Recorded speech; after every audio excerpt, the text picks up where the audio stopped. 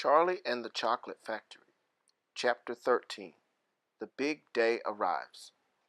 The sun was shining brightly on the morning of the big day, but the ground was still white with snow, and the air was very cold. Outside the gates of Wonka's factory, enormous crowds of people had gathered to watch the 5 lucky ticket holders going in. The excitement was tremendous. It was just before 10 o'clock. The crowds were pushing and shouting, and the policemen, with arms linked, were trying to hold them back from the gates. Right beside the gates, in a small group that was carefully shielded from the crowds by the police, stood the 5 famous children, together with the grown-ups who had come with them. The tall, bony old figure of Grandpa Joe could be seen standing quietly among them, and beside him, holding tightly onto his hand, was little Charlie Bucket himself.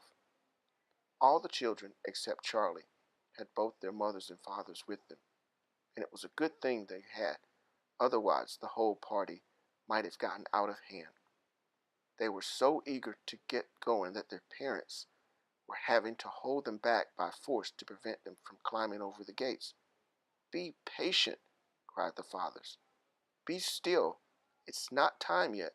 It's not 10 o'clock.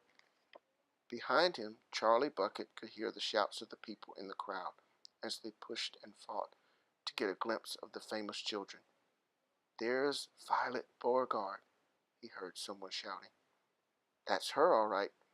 I can remember her face from the newspapers." "And you know what?" somebody else shouted back. "She's still chewing that dreadful old piece of gum she's had for 3 months. Look at her jaws. They're still working on it.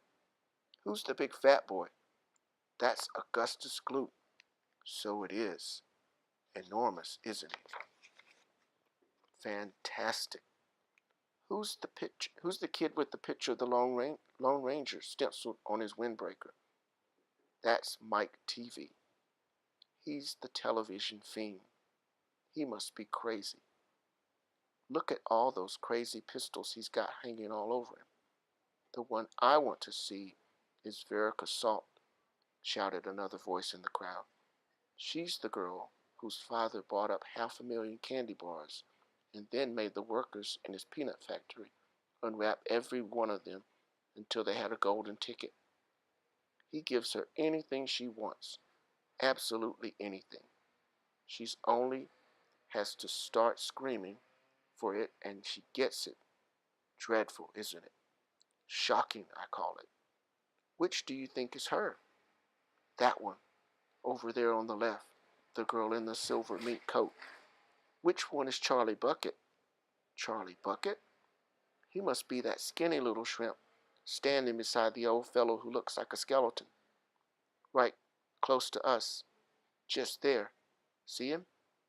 Why hasn't he got a coat on in this cold weather?" "Don't ask me. Maybe he couldn't afford to buy one. Jeepers, he must be freezing." Charlie, standing only a few paces away from the speaker, gave Grandpa Joe's hand a squeeze, and the old man looked down at Charlie and smiled. Somewhere in the distance, a church clock began striking 10.